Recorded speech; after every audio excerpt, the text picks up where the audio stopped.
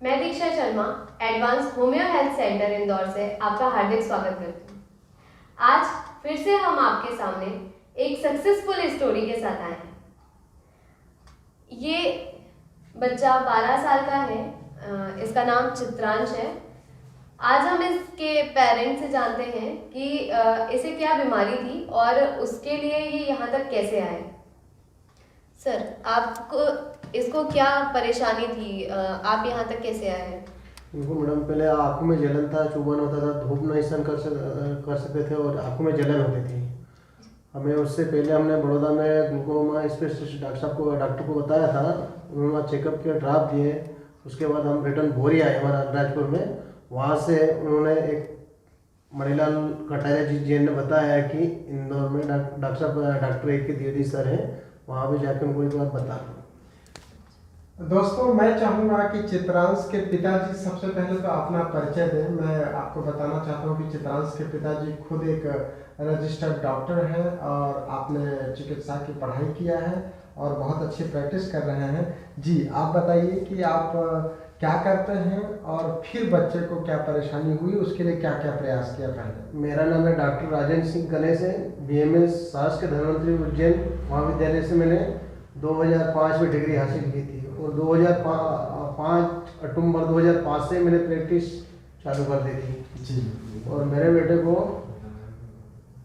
ये 29/12/2020 की रिपोर्ट है जो आप उसको गुजरात में दिखाया था। तो जब गुजरात में दिखाया तो वहाँ के जो आँख के डॉक्टरों ने क्या बोला उसको? उन्होंने ये बोला था कि उनको ऑप्टिक नर्व डिस है जी, और 18 साल तक उनको रेगुलर ड्राइव करना पड़ेगा, अन्यथा उसके बाद में ऑपरेशन का बोला था। ठीक बात। फिर जब उसको 10 महीने होम्योपैथिक दवाई दिया और वापस आप 21/10/2021 को उनको दिखाने के लिए गए, तब क्या बोला डॉक्टर्स ने? तब उन्होंने ये बोला था कि ऑप्टिक नर्व में कुछ सुधार हुआ। जी, तो अब क्या बोलते हैं कि अब दवाई देना क्या पूरा 18 साल तक जरूरत है कि नहीं? अभी उन्होंने बोला है कि अभी 18 साल तक दवाई देने की जरूरत नहीं है। जी, उन्होंने ये बोला कि ऑप्टिक नर्व जो डिश थी जी, सूजन वो रिकवर पूरी तरह से हो चुकी है। जी, तो दोस्तों देखिए, हमारे साथ हैं कनासे जी जो खुद डॉक्टर हैं और प्रैक्टिस भी करते हैं। जब डॉक्टर के बच्चों को कोई परेशानी आती है तो बड़ा चिंताजनक बात हो जाती है और हर चिकित्सक ये प्रयास करता है कि उसका बेटा या उसका बेटी या उसका परिवार का सदस्य इस बीमारी से निकल करके आए। जैसा कि आप देख रहे हैं, हमारे चित्रांश जी एकदम राजा बाबू जैसे रहते हैं, एकदम कोट वोट पहन करके। बच्चे को बीमारी हो गई छोटी सी उम्र में, 11 साल की उम्र में उसको कॉर्निया में सूजन आ गया और डॉक्टर को ऐसा ग्लूकोमा का कुछ शिकायत लग रही थी।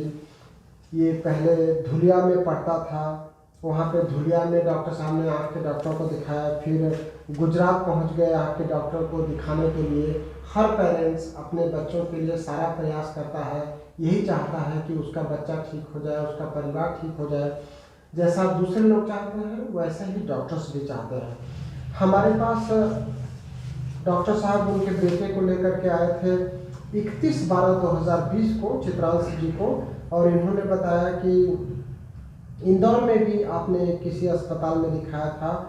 जो परेशानी थी बताया कि उसकी आंख जो है पूरी लाल रहती थी, आंख में दर्द होता था, यही परेशानी थी ना।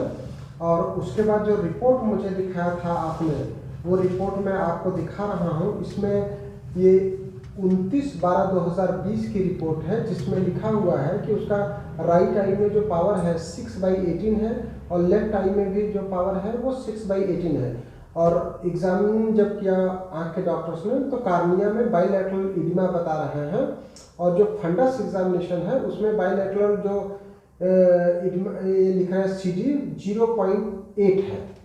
जब हम लोगों ने 31 दिसंबर 2020 से लेकर के अभी तक उसका ट्रीटमेंट दिया और हमें लगा कि उसको पूरी परेशानी उसकी ठीक हो गई है, न तो उसको लालपन आ रहा है, न सूजन आ रहा है, न दर्द है, तब हमने पिछली बार डॉक्टर साहब से निवेदन किया था कि आप उन्हीं डॉक्टर को एक बार दिखा करके आए, सो दैट कि हमको ये पता चले कि जो उसके सिम्टम्स में कमी आई है वो अंदर से परेशानी कम हुई है कि नहीं हुई है। तो मेरी बात इन्होंने माना और समझा कि हाँ ऐसा किया जाना चाहिए। तो वापस ये वही गुजरात जाकर के 21/10/2021 को दिखा करके आए। तो जब वहाँ के डॉक्टर्स ने एग्जामिन किया तो वो बहुत आश्चर्यजनक तरीके से रिपोर्ट दिए और बहुत आश्चर्य व्यक्त किए। उसका जो विजन था राइट आई में 6/9 हो गया और लेफ्ट आई में 6/6 हो गया, जो कि एब्सोल्युटली नॉर्मल माना जाता है।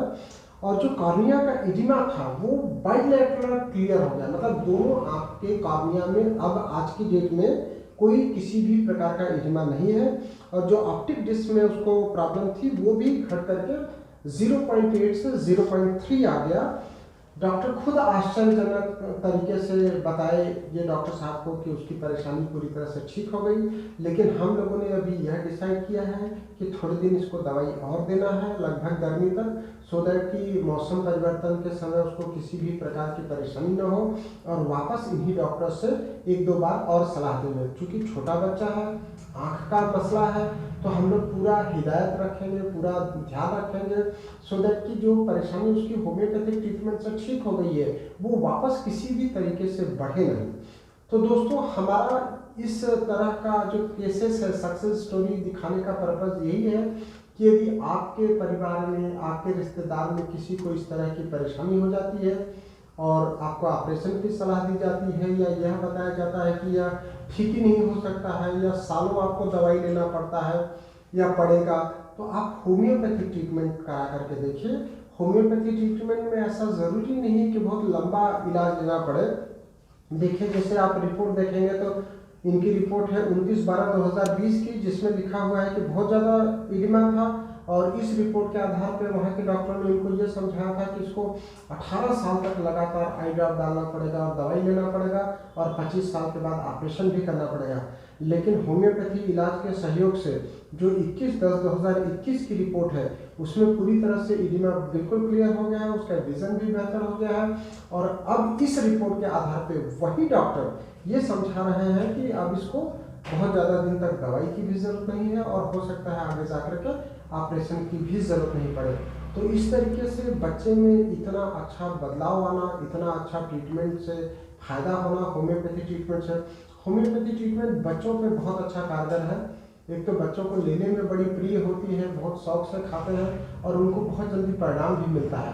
तो यदि आपके भी बच्चे को किसी भी प्रकार की परेशानी है तो आप होम्योपैथी ट्रीटमेंट कराएं। थैंक यू, धन्यवाद।